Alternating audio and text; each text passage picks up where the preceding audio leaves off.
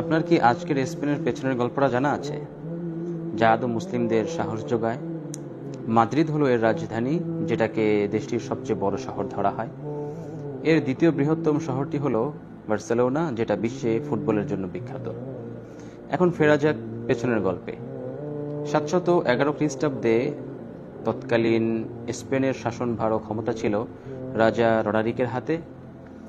তিনি তার অত্যাচারের জন্য বেশ বিখ্যাত ছিলেন। বিশেষ করে তার ধর্মের লোকেরাও চাইতেন না তার মতো একজন অত্যাচারী শাসক তাদের নাগের ডগায় থাকুক।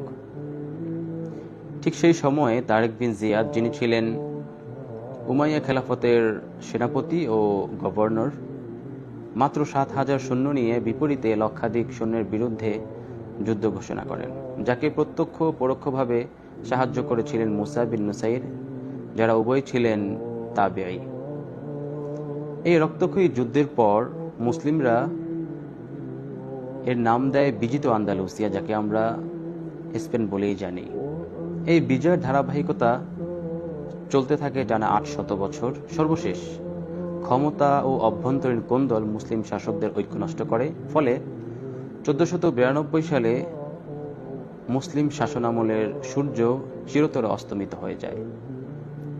একটি বেদনাদায়ক সত্য হলো, শত সহস্র মুসলিমকে মসজিদে ঢুকিয়ে এবং জাহাজে উঠিয়ে আগুনে জ্বালিয়ে পুড়িয়ে ফেলা হয়।